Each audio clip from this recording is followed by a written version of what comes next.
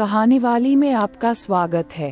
तो अपने हेडफोन लें, उन कामों को शुरू करें और हमारी कहानियों को अपनी दिनचर्या को प्रेरणा और उपलब्धि की यात्रा में बदलने दें।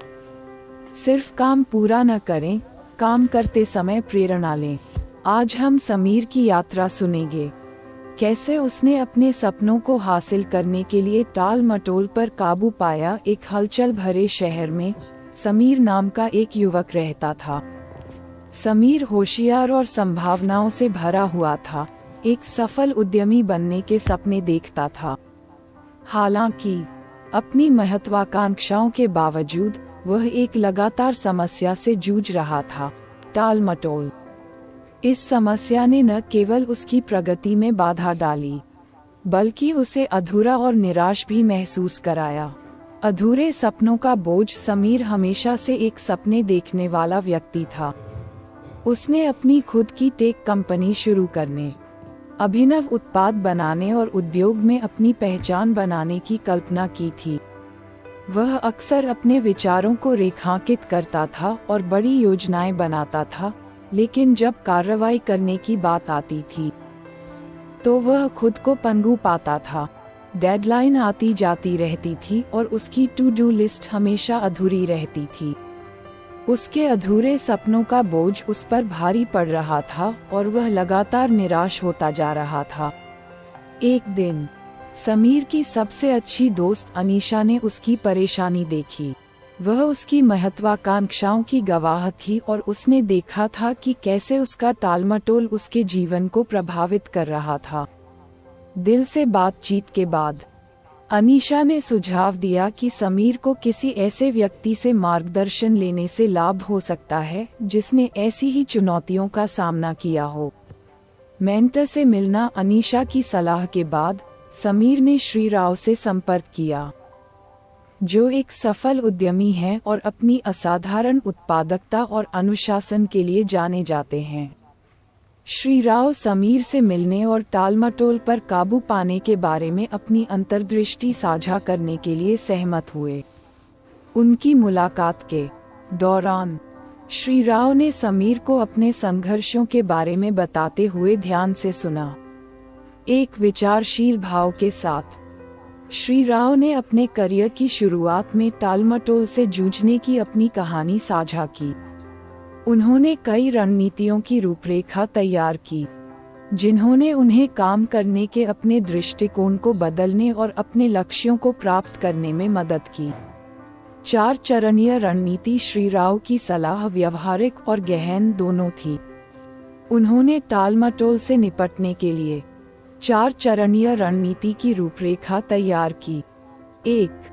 स्पष्ट, प्राप्त करने योग्य लक्ष्य निर्धारित करना। श्री राव ने विशिष्ट और प्राप्त करने योग्य लक्ष्य निर्धारित करने के महत्व पर जोर दिया।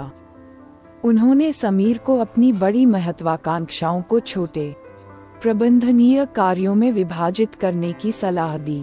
एक तकनीकी कंपनी शुरू करने के अस्पष्ट लक्ष्य पर ध्यान केंद्रित करने के बजाय समीर को बाजार पर शोध करना, एक व्यवसाय योजना विकसित करना और एक प्रोटोटाइप बनाना जैसे ठोस मील के पत्थर निर्धारित करने के लिए प्रोत्साहित किया गया। इस दृष्टिकोण ने प्रक्रिया को कम बोझिल और अधिक कार्रवाई योग्य बना दिया। 2. एक संरचित योजना बनाना। इसके बाद श्री राव ने सुझाव दिया कि समीर प्रत्येक कार्य के लिए समय सीमा के साथ एक संरचित योजना बनाएं। उन्होंने काम को शेड्यूल करने और प्रगति को ट्रैक करने के लिए कैलेंडर, प्लानर या उत्पादकता ऐप जैसे टूल का उपयोग करने का सुझाव दिया। स्पष्ट समय सीमा निर्धारित करके और प्रत्येक कार्य के लिए विशिष्ट समय आवंटित करके समीर तात्कालिकता और जवाबदेही की भावना पैदा कर सकता है। 3. पोमोडोरो तकनीक अपनाना। ध्यान केंद्रित रखने की समस्या को हल करने के लिए श्री राव ने समीर को पोमोडोरो तकनीक से परिचित कराया। इस तकनीक में ध्यान केंद्रित अंतराल में काम करना शामिल है, आमतौर पर 25 मिनट। उसके बाद एक छोटा ब्रेक। 4 अंतराल पूरे करने के बाद समीर एक लंबा ब्रेक लेता था। इस पद्धति ने उत्पादकता बनाए रखने और बर्नआउट की भावना को कम करने में मदद की। 4. एक दिनचर्या बनाना और जवाबदेह बने रहना। अंत में श्री राव ने एक दिनचर्या बनाने और जवाबदेह बने रहने के महत्व पर जोर दिया। उन्होंने समीर को एक ऐसी दैनिक दिनचर्या बनाने की सलाह दी जिसमें समर्पित कार्य अवधि, नियमित ब्रेक और आत्म देखभाल के लिए समय शामिल हो। इसके अतिरिक्त समीर को अपने लक्ष्यों को किसी विश्वसनीय मित्र या सलाहकार के साथ साझा करने के लिए प्रोत्साहित किया गया जो सहायता प्रदान कर सके और उसे जवाबदेह बनाए रख सके। रणनीति को व्यवहार में लाना। श्री राव की सलाह से प्रेरित होकर समीर ने 4 चरणीय रणनीति को लागू करने का फैसला किया। उन्होंने अपने तकनीकी उद्यम के लिए स्पष्ट, प्राप्त करने योग्य लक्ष्य निर्धारित करके शुरुआत की। उन्होंने अपने विजन को छोटे छोटे कार्यों में विभाजित किया और समय सीमा के साथ एक विस्तृत योजना बनाए। ट्रैक पर बने रहने के लिए उन्होंने पोमोडोरो तकनीक को अपनाया और एक दैनिक दिनचर्या स्थापित की जिसमें काम और आराम के बीच संतुलन बनाया गया। शुरुआत में समीर के लिए अपनी नई दिनचर्या पर टिके रहना चुनौतीपूर्ण था। उसे प्रतिरोध और संदेह के क्षणों का सामना करना पड़ा, लेकिन उसने खुद को अपने लक्ष्यों के पीछे के कारणों की याद दिलाए। जब वह अभिभूत महसूस करता था तो वह प्रोत्साहन के लिए अनीशा और श्री राव के पास जाता था। धीरे धीरे समीर ने महत्वपूर्ण बदलाव देखे। उसकी उत्पादकता में सुधार हुआ और वह अपने कार्यों में लगातार प्रगति करने लगा। छोटी छोटी जीत ने उसकी प्रेरणा को बढ़ाया और उसे उद्देश्य की नई भावना महसूस हुई। उसका तकनीकी उद्यम आकार लेने लगा और उसने देखा कि उसके सपने मूर्त हो रहे हैं। मील के पत्थर का जश्न मनाना। जैसे जैसे समीर रणनीतियों का पालन करता गया, उसने हासिल की गई प्रत्येक उपलब्धि का जश्न मनाया, चाहे वह व्यवसाय योजना को पूरा करना हो, फंडिंग हासिल करना हो या प्रोटोटाइप लॉन्च करना हो। समीर ने अपनी प्रगति को स्वीकार करने के लिए समय निकाला। इन जश्नों ने उसकी सकारात्मक आदतों को मजबूत किया और उसे प्रेरित रखा। आखिरकार समीर की कड़ी मेहनत रंग लाए। उसकी टेक कंपनी ने गति पकड़ी और उसे अपने अभिनव उत्पादों के लिए पहचान मिलनी शुरू हो गई।